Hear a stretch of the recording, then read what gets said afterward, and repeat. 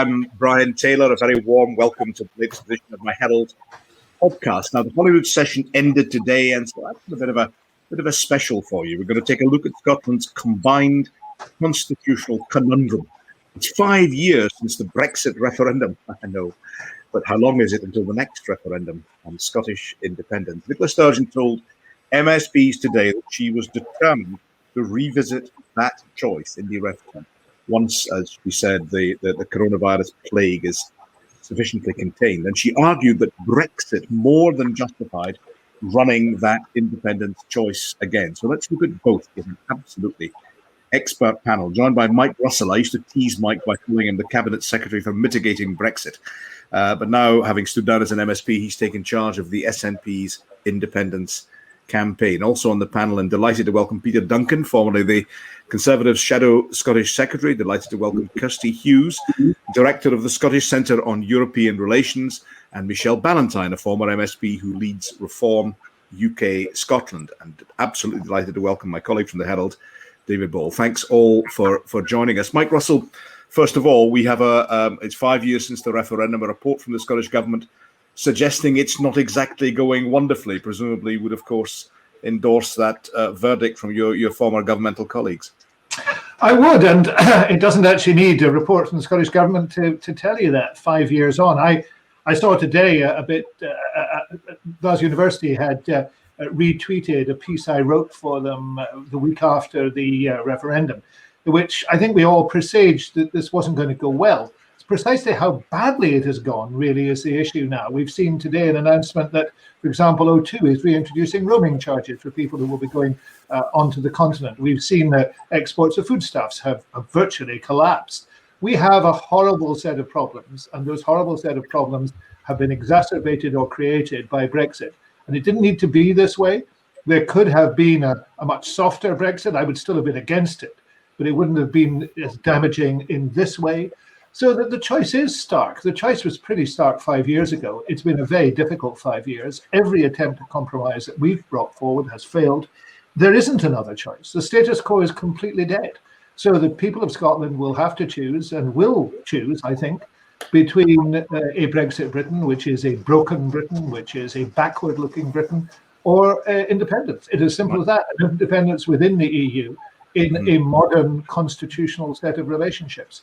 I'm looking forward to that challenge because I think the people of Scotland will choose that. Mike, thanks. Let's debate, later. Let's hold off on the idea of the justification for an independence referendum. Certainly, let's put that into the mix as well.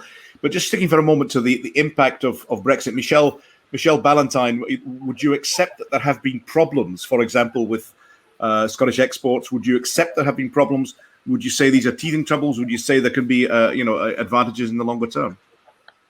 Yes, of course, I accept there are problems, but I think there's two things to remember in all this. First of all, we actually only left in January of this year. Mm-hmm. So it hasn't been 5 years. There were 4.5 years of back and forth and negotiation and people trying to undermine it. But we only actually left in January.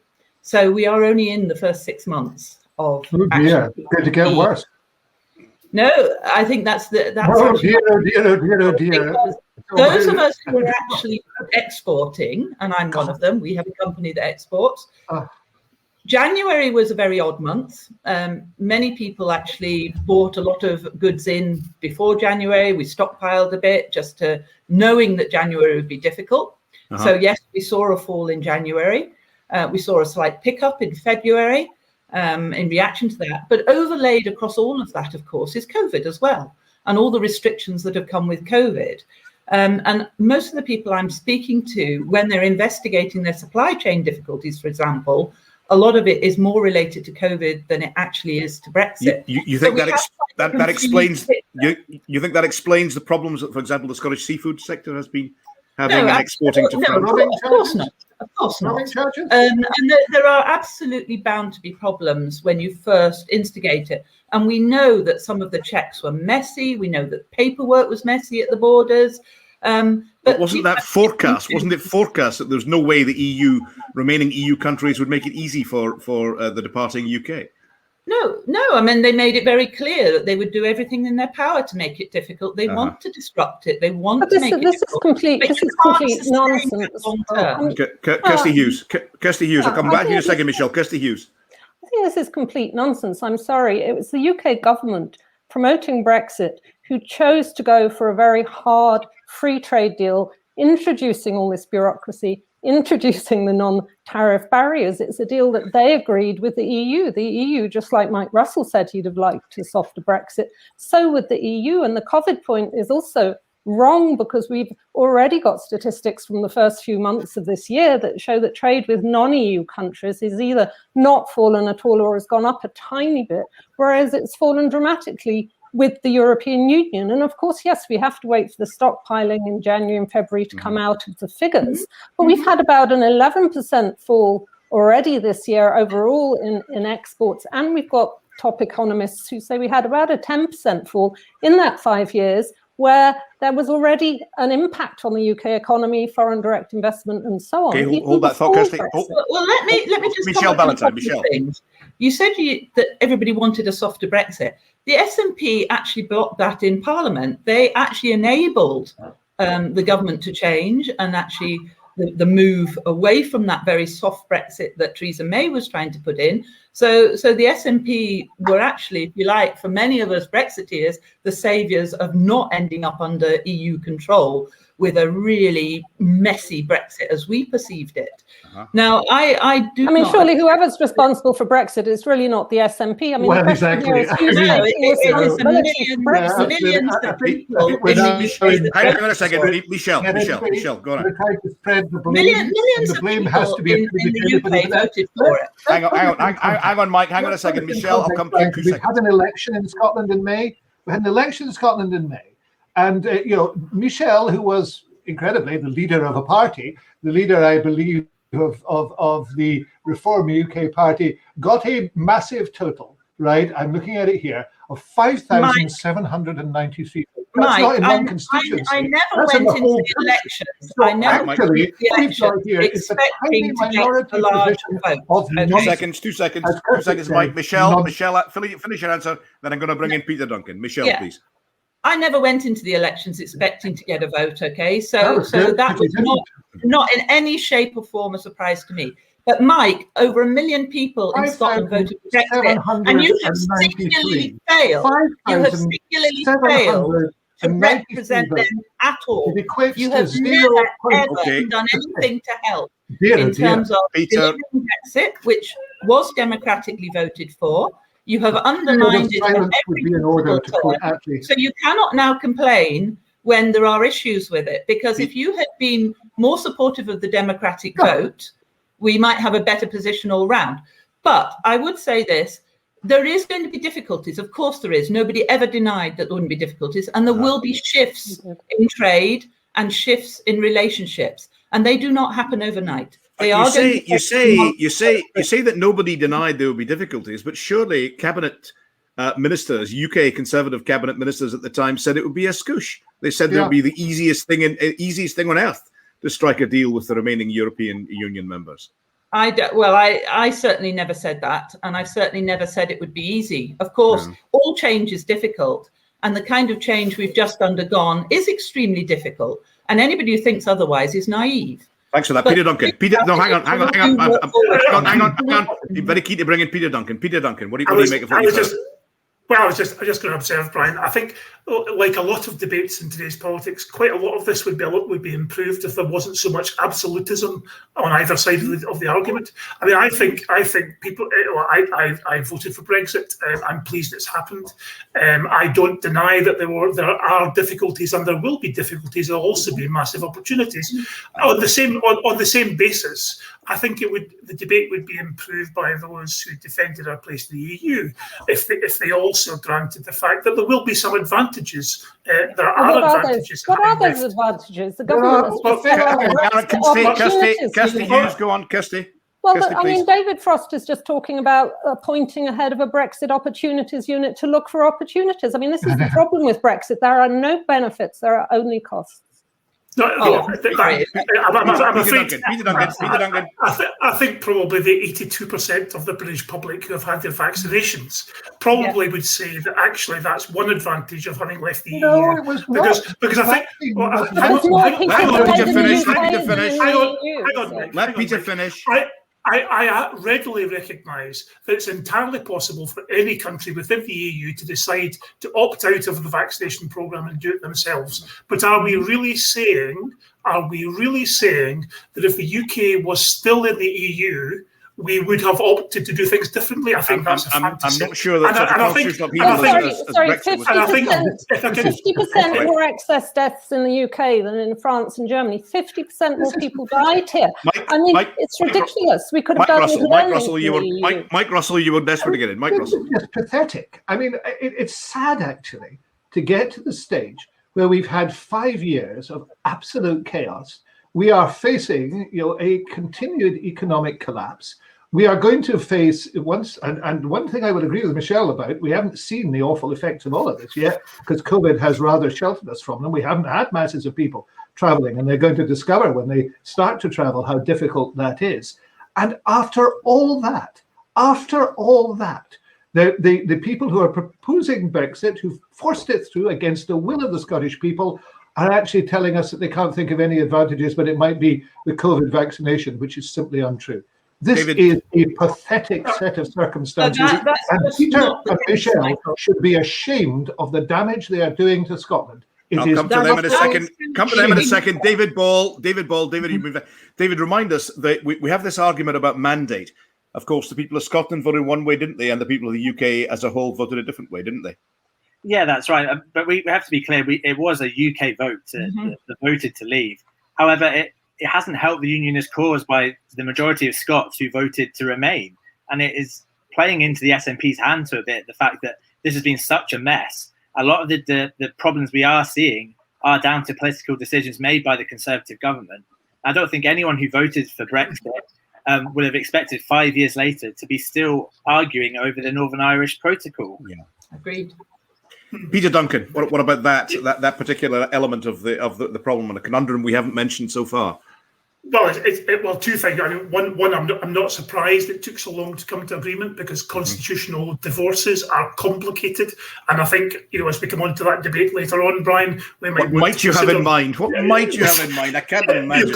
Constitutional divorces just take time, and they're extremely messy and complicated, and that will resonate with the public going forward. But as far as the Northern Ireland situation is concerned, it was always obvious right from the very start that the Northern Irish border was going to be one of two major issues that was going to be extremely difficult to resolve. Now, I think I have to say I didn't support Boris Johnson's leadership for the Conservative Party, as it happens, and because I didn't think he was the right guy for the job. As it happens, he's come to a negotiated agreement that I personally disagreed with. The Northern Ireland Protocol I always thought was a disaster, and I still think it places some real strains on the compromise that should not have been accepted. Are you arguing, Peter, and I'll come to Michelle in a second, are you arguing, Peter, that despite the problems in Northern Ireland, despite the problems we've heard explained on trade, despite the problems that we've heard explained from those who take a different view from you on Brexit,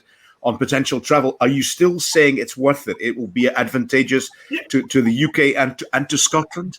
Yes, and to be clear, I didn't campaign on Brexit. I happen to be a Brexit voter. I voted for Brexit. And the reason why I took that view is I've never held the view that we were socially, economically, politically, emotionally a European country. I just didn't think that. We're part of Europe, but we were never part of the European Union project. I've just never felt that. We, do you mean the UK or do you mean Scotland?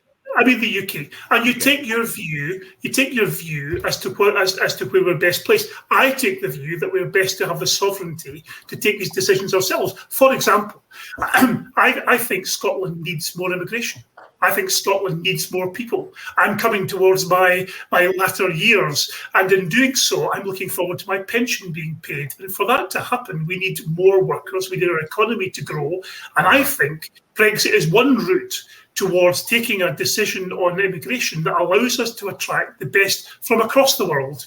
and So good things that we've just lost all these. Kirsty Hughes, you're shaking your head. Yeah. Yes, certainly. I mean, we've just ended free movement. We've made it so much harder for EU citizens to work in this country, let alone to feel, I mean, they do feel welcome in Scotland, but they don't feel welcome in England.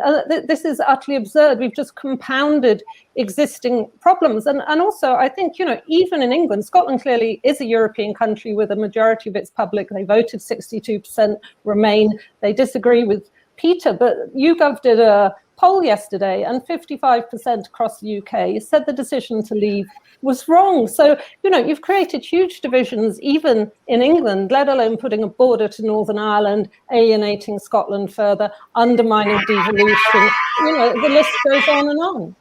Michelle Ballantyne, what do you make of that? It's caused nothing but problems.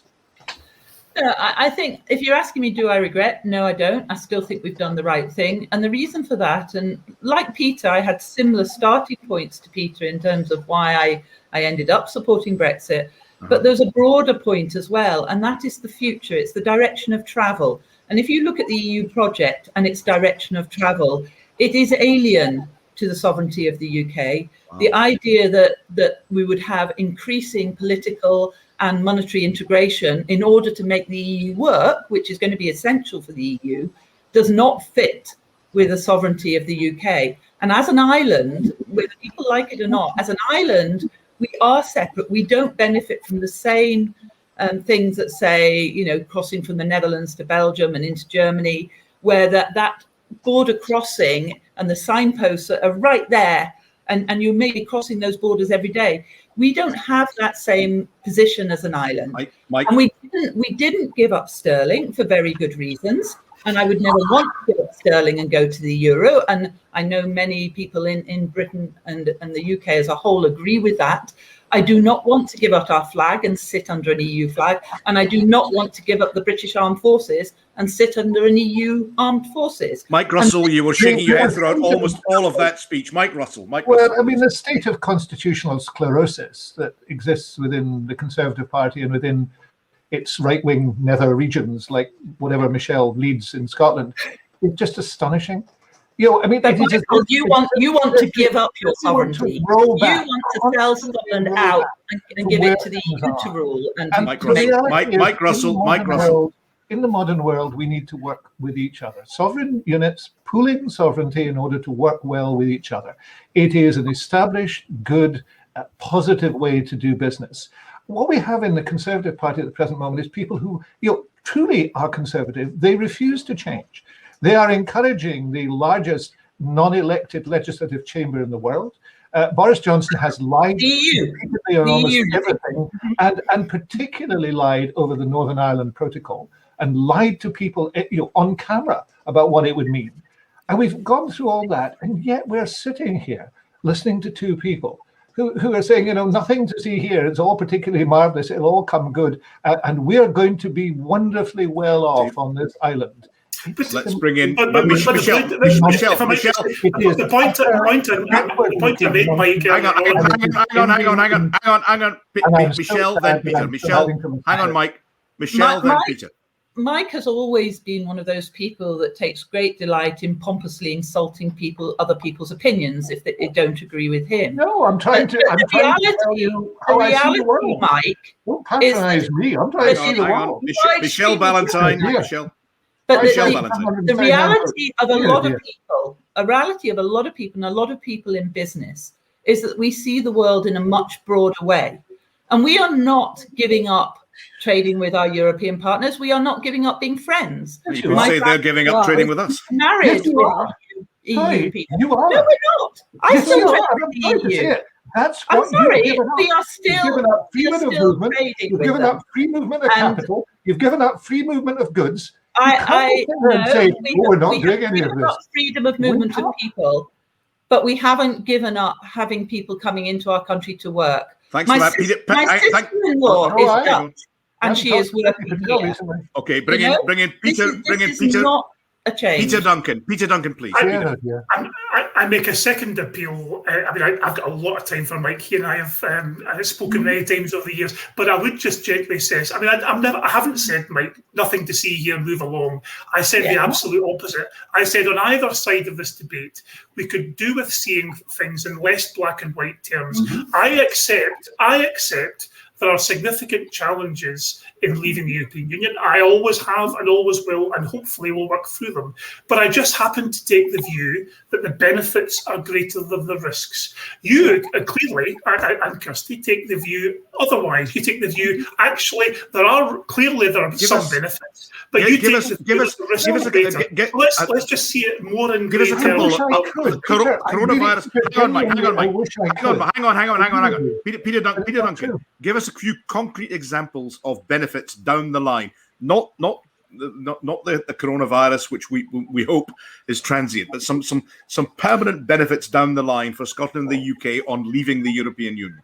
I think it will be significantly to our benefit to operate in an international trading environment where we can take our own decisions. I think it'll be significantly to our benefit that we can take decisions down the line on some of our taxation systems that we could not take other than within the European Union. For example, we are forced to levy VAT on heating, for example. A future government might decide, actually, do you know what? We'd like to remove that VAT on heating because it disproportionately impacts the poorest in the society. Those are the kind of changes I think are now Kirsty Hughes, what about that? The argument that it would give us greater liberalisation on an ability to change on taxation and economic policy. I think, on the whole, it doesn't. First of all, on the international trade point, we have much less power as a 60 million strong country on our own than being part of a 500 million bloc. And I heard that point admitted by one of the UK's top officials off the record. So I'm not going to say where or who. The other day, and Michelle talks about loss of sovereignty, but what did we lose? As she said, we got an opt-out on the euro. We've still got the pound. We've still got our seat on the Security Council. We had that before. I think what's really sad here is you talked, Michelle, about the EU is still our friends. But when I talk to people across the EU member states, that's not always clear. And there's certainly not a friend of the UK government. It's lost trust. Can I just finish? It's lost its Kirsty, finish, then Michelle. It's lost its international reputation. People say to me, what happened to the professional, pragmatic UK? Is it ever coming back? And what Brexit has actually done is not only split Scotland from England and Wales, but also people in the EU look very warmly at Scotland. They know that we're still their European friends. Very sadly, that is not how they look at the UK government. And that's true both of governments and of the publics as opinion polls. Thanks for that, Michelle Ballantyne, and then I'm going to bring in David Ball. Maybe you get a little tweak to move us towards the independence argument. Michelle Ballantyne, then David. Right, there are two things there. There is a difference between the EU and Europe and Europeans. Europeans are still our friends. Europe is still our friend. The EU project at the moment is fighting us, and we are fighting with them, and there is no doubt about that. Okay, but the people European families, the European businesses that we're working with and the people I speak to are working with, we are just as much friends. We are just as much willing, keen and able to do business with each other. And we are working through the issues that Brexit throws up. And I think that is the difference between politicians and people in business, in the real world, working. We are working the problems rather than trying to inflate the problems. We don't need the problems. You've made the problems. I mean, I'm sorry. This is utterly incredible. Mike, go on, Mike. Created the problems, having made the problems. We say, we're working our way through them. Well, you shouldn't have made the problems. Michael, you either believe in democracy. You either believe in democracy. These are the people. Peter, let me just say something, Brian. If I could say something to Peter, because he's very nice about me, and I want to be nice about Peter too. I've always gone really well with Peter. I disagree with him on lots of things, but I've gone on really well with him. I spent the last 5 years of my political life on this. If there had been the boasted advantages, as Burns said, of the Union to be found, I would have noticed them peeping out. The only one that the UK government wanted to talk about all the time was fishing. And in the end, they betrayed the fishing communities and the fishermen. They let them down very, very badly by their own admission. So I'm sorry, if I could find, Peter, something that was glowing away there as a great benefit. Hang on, Mike. This was a huge mistake. It was a genuinely can't. We're all going to pay for it unless Peter. Peter Duncan, and then I'm going to bring in David Ball. Peter, then David. Yeah. So, Mike, are you seriously saying that, in all honesty, with accepting that you see lots of risks and lots of disadvantages, and you think they overwhelmingly outweigh any advantages, are you honestly saying you can't see one single advantage at all? He is. Of leaving? I am. Let's bring in. Okay, hang on. You see, there's no doubt as good as being a member of the EU. Everything else is a compromise. Okay. Let's bring in. Wait a minute, Peter.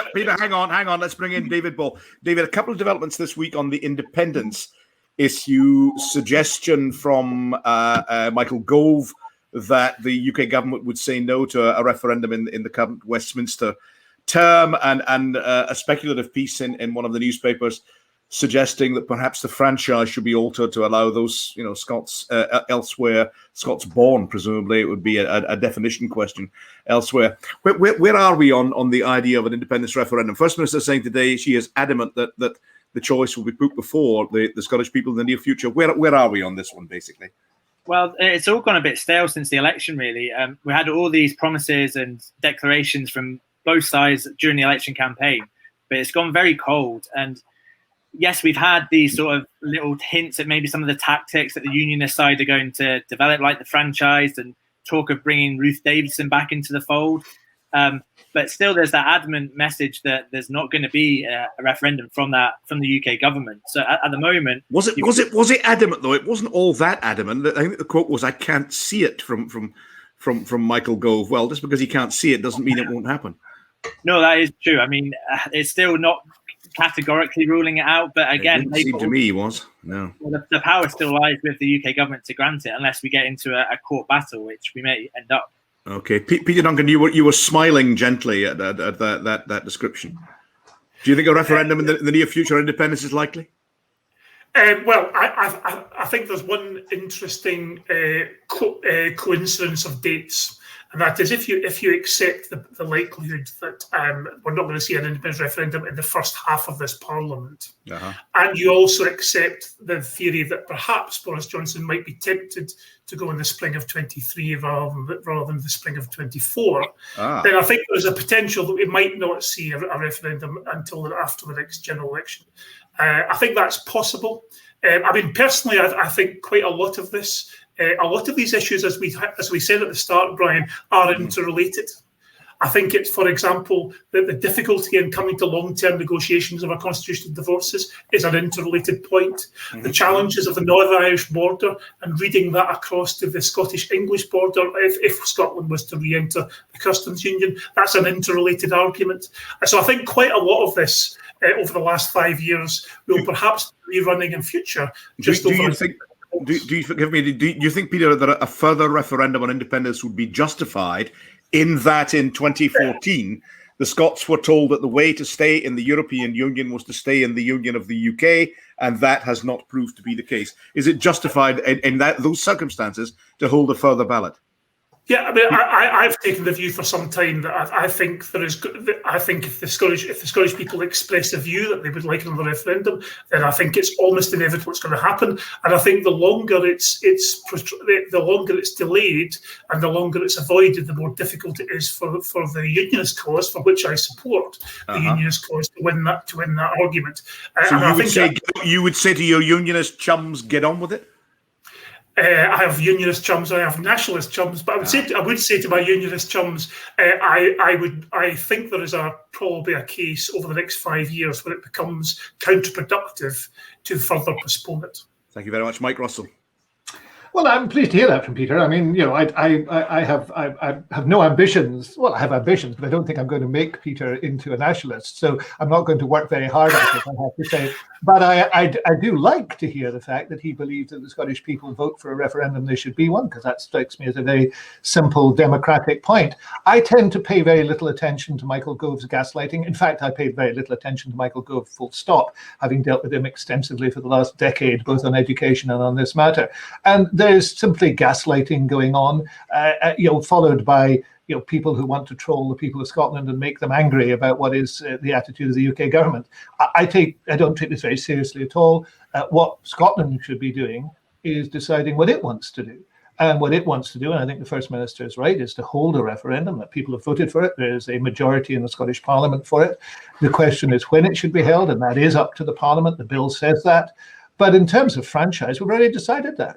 No, there is a franchise bill that has been passed. There is a referendum bill that's been passed. There is a draft bill on the final details to be dealt with. And therefore, what we need to do is just to make sure that we move carefully because of the pandemic and systematically towards that referendum. And I'm glad to hear from Peter that he thinks the demands of the people of Scotland, if they are made, should be met. I think Mike, very fair.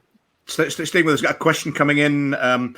Saying, how can we become independent before we have a fully functioning welfare system? The argument, broader argument being that Scotland doesn't have a full system of governance ready to move to a state of independence. Well, I would dispute that. I mean, we have been taking responsibility for the welfare system over a period of time. We continue to do so. That matter can be concluded. Independence isn't going to happen overnight, and that matter would be concluded in plenty of time to allow an independent Scotland to emerge. But the argument at the present moment, and there has to be a full argument about all the issues of independence, but the argument at the moment is about having that vote.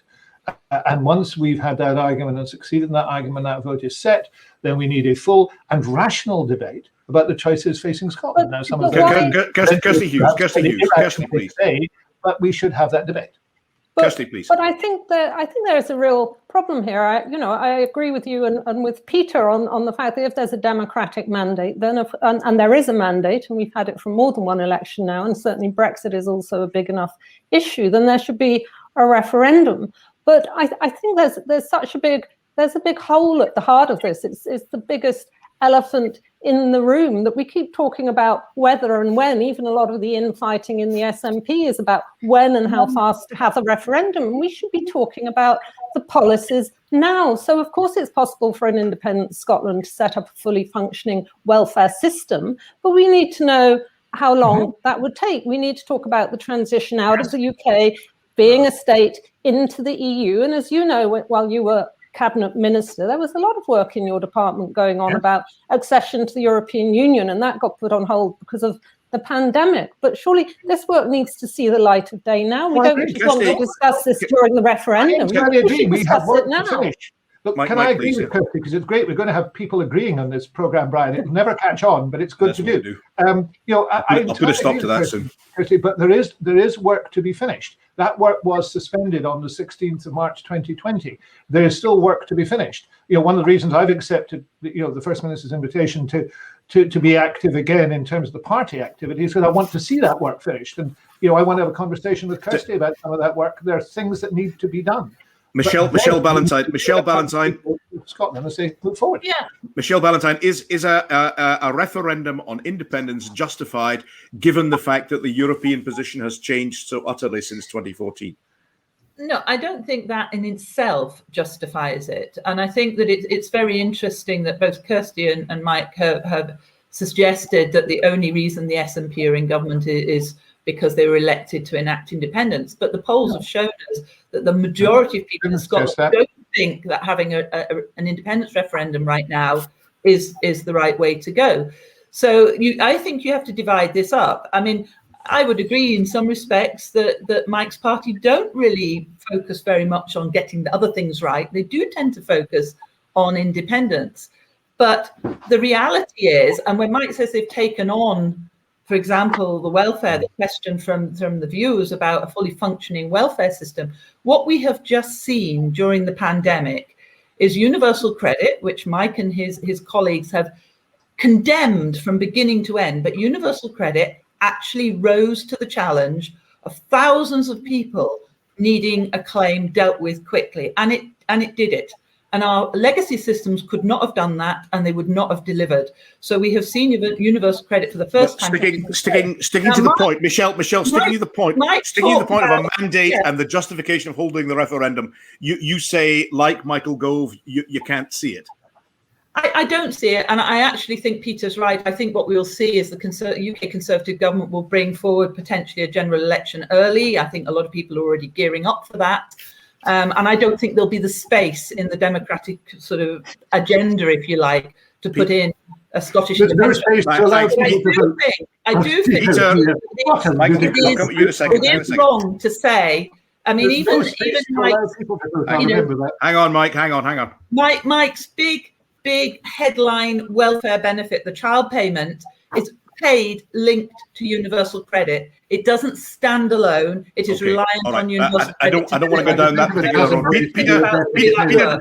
Peter Duncan, you were keen to come in. Peter Duncan. Yeah, just to observe the point, which I suspect might unite us all, Brian, which is always a good place to start. And that is, I think the First Minister will want to hold this referendum when she thinks she can win it. That's the reality.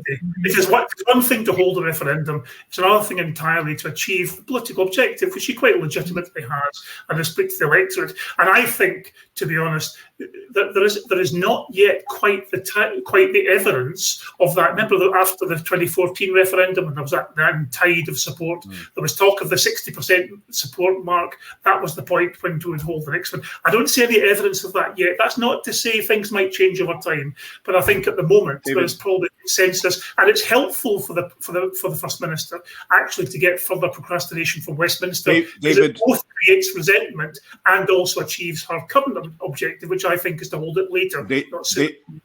David Ball was a suggestion that Nicola Sturgeon is already quite cautious on tackling coronavirus, cautious on coming out of it. Do you think she's also cautious on the timing of a referendum on independence? Yeah, I think so. In the SNP manifesto, it was quite clear, crystal clear, in fact, that an independence referendum wouldn't be held until the immediate pandemic had been resolved. She said that again today. Yeah, Yeah. So, and I think that balance, and she doesn't want to put people off. Obviously, she needs to be prioritizing the pandemic. But as Peter said, she wants to hold it when there's more support for independence. But at the end of the day, it's going to be completely out of her hands when this referendum is held. As Quebec and Canada has shown, you only get two shots. It only happens twice. Yeah. If you lose the second one, it's over. It's gone. Kirsty Hughes. Give me one point particularly. Do you think that Brexit and EU membership for Scotland would be a defining element in a further independence referendum, or do you feel that the people of Scotland are more, if you like, intuitively communautaire than elsewhere in the UK? Because that's been somewhat countermanded. I really do think they are, both in that there isn't this neuralgia about feeling European, but also if you look at Boris Johnson's ideology, I'd call it, of global Britain, I don't think that really resonates in Scotland. You don't have to be pro-independence to think, oh yeah, we can compare Scotland to Ireland or Finland or Denmark. So it's a completely different sense of where we are in the world. And I also think, I mean, we'll see when the timing is, but why not have an independence referendum before the general election? Then the UK can vote and see what sort of UK government it wants to negotiate that divorce. Mike Russell, it was said at the time of the 2014 referendum that it was a once-in-a-generation decision. Why has that changed in your view? Well, all politicians describe elections as being the most important, the once in a generation. I mean, Corbyn described the UK general election as being once in a generation, I think, in 2017. There was, the Edinburgh Agreement was clear about what happened, and, circumstances changed very dramatically. And indeed, I stood in 2016 on a manifesto that said Scotland being taken out of Europe against its will would be grounds for another referendum. So I think we've been entirely clear and consistent. Can I, Brian, perhaps just unify... But the idea of unity from Peter Duncan seems attractive. Can I unify a debate that we've been having with Brexit with this? For God's sake, guys, give it a room for any sake. I mean, you're it's a big Balzac. Made a really nice and interesting contribution to the debate about Irish unification.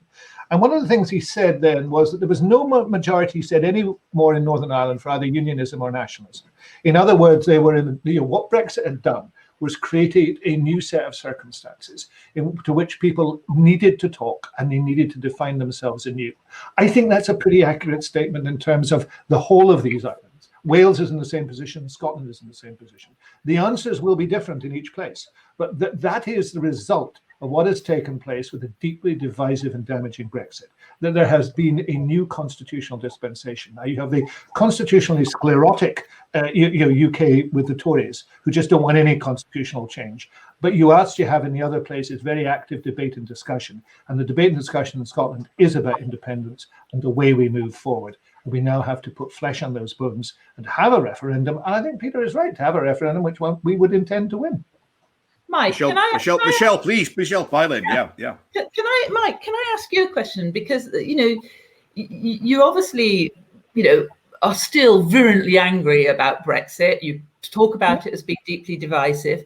Do you genuinely believe that a Scottish independence referendum would be all friendly and, if you got your desire and you managed to break up the UK, that it would be without problems and it would be easy and it would, flow and there would be no border between Scotland and England? I mean, I'm unclear how you see Brexit as such deeply dividing, damaging, all these words, and you think that breaking up the UK wouldn't be. Mike Russell. Yes, because I believe that we should go into a referendum on independence, a second referendum on independence, very mindful of the damaging outcomes of the Brexit referendum, determined to try and have as unified a campaign as possible, acknowledging the difficulties that exist. Now, the lesson for that exists in a number of places, for example, in Ireland on the abortion referendum, where we need to have a broad tent. We need to welcome people into it, and we need to find a way to try and reconcile people to change. And that is hard to do. One of the reasons for setting up the Citizens' Assembly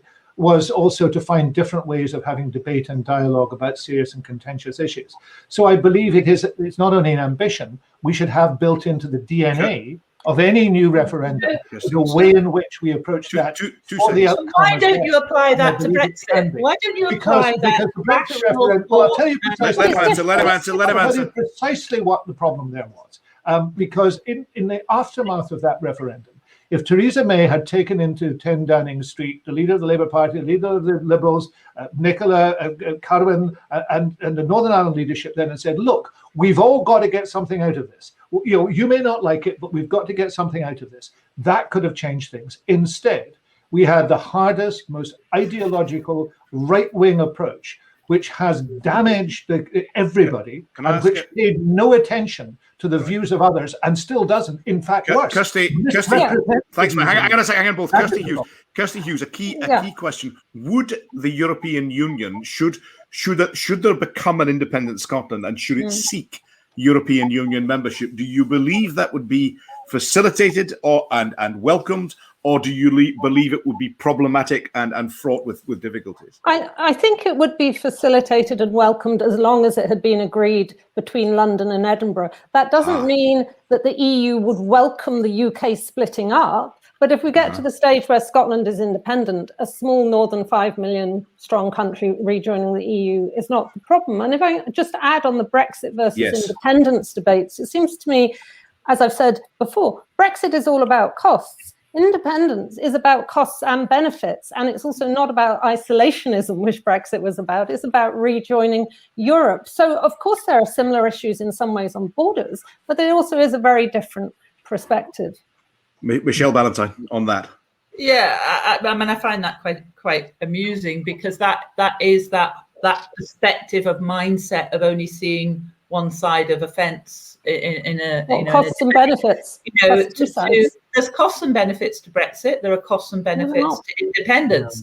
But what there hasn't ever been is honesty around both sides of the fence on both debates. And I think that's always been the problem. I've got a lot of time for my SNP friends, people who want independence, who talk to me about the difficulties that we would face and the problems that we would incur, and the massive changes that would have to take place in Scotland if they were to get their desire. We're almost out of time, folks. We're almost out of time.